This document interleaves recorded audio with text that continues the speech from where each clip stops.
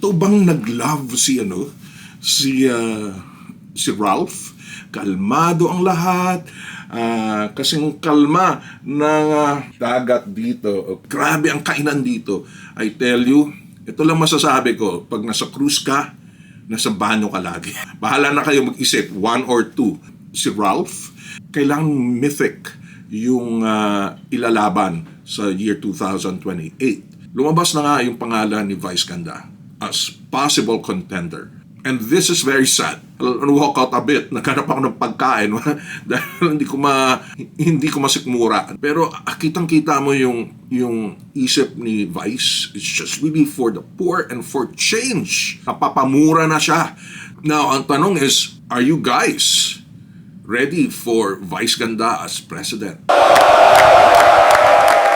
Oy mga Kuyakoy, this is your Kuya Mike for the Oy mga Kuyakoy vlogs. Alright, so dito pa rin tayo sa Laot actually, and papunta na tayo sa may British Columbia, and that is in Canada. So until now, at this time, in-edit ko pa rin yung ating vlog na tungkol sa kinasal. Kinasal nga ba?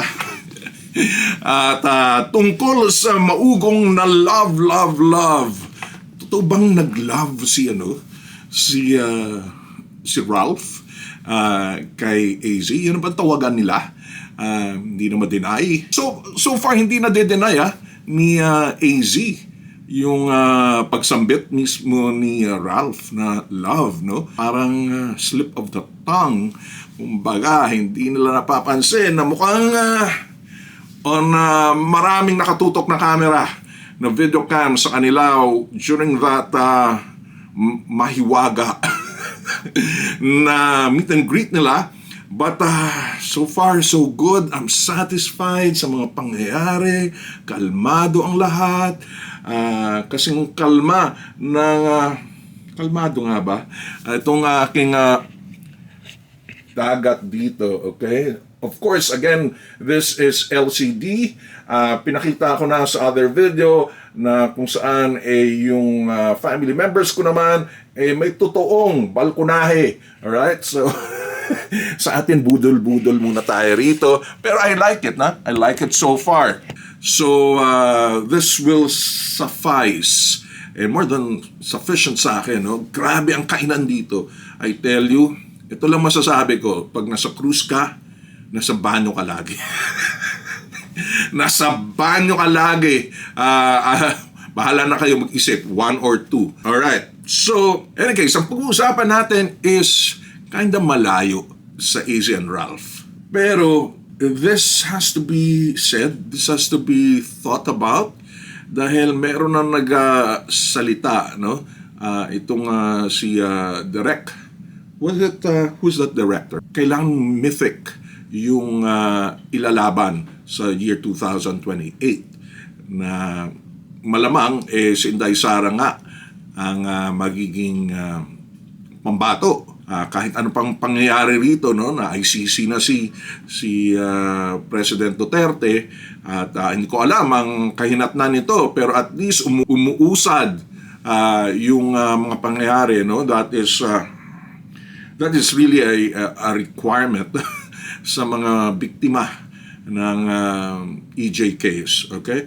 And then sa pang-abuso actually. Ang alam ko is malakas itong si Sara Duterte, kahit ganun na nga ang mga pangyayari, no, na tipong kumbaga kulang tayo sa mga explanation kung ano nangyari dun sa confidential funds, no? And too much.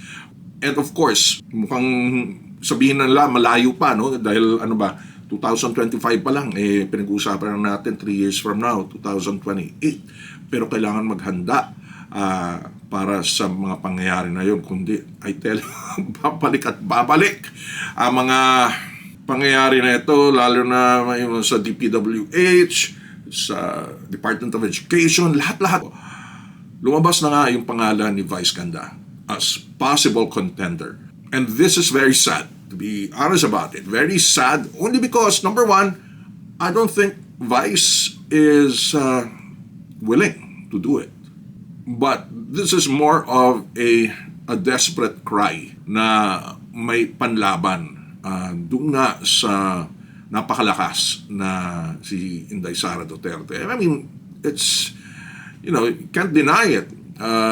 Dito pa lang, no, may nakausap ako na head waiter. Parang mano na lang ako walk out a bit, naghanap ako ng pagkain dahil hindi ko masikmura na ganun ang mga sinasabi pa rin na tipong si Inday Sara pa rin. No, I only had to say, you want to go back to the same situation?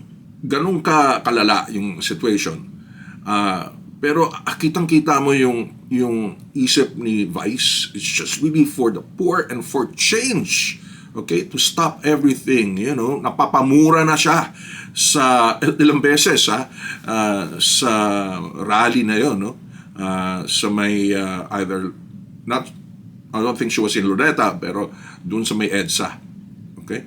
Sa ngit-ngit, sa galit niya, sa collusion, no? Yung mga tahimik lang, yung sumasabay sa mga pangyayaring ito, while seeing the very comprehensive na corruption because of the gravity of the situation. And kudos rin nga kay BBM, no? Now, ang tanong is, are you guys ready for Vice Ganda as president? Will you accept a trans as president?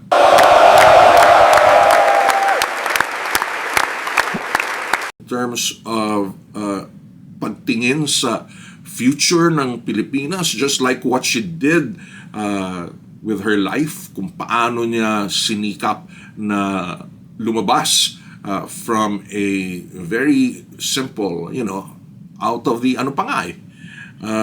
squatter area, okay? Diretso yun na natin. Nakaalis siya doon and lampas-lampas pa ang nangyari. I'd like to think nandoon, no? She has that vision. Nakikita naman natin sa Showtime, no?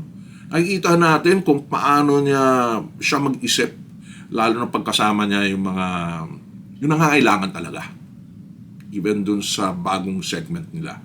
She has the heart to do it, and she has the vision to do it. But does she have the qualifications? I still have to see that. So, and then of course, yung usaping gay siya, trans siya, is the Philippines ready to have that? Isipin muna natin. Okay? You say it's too early? Man, by this time, naghahanap na tayo ng pwedeng ipanlaban na malayong-malayo, na malinis-linis. Alright, so yun muna.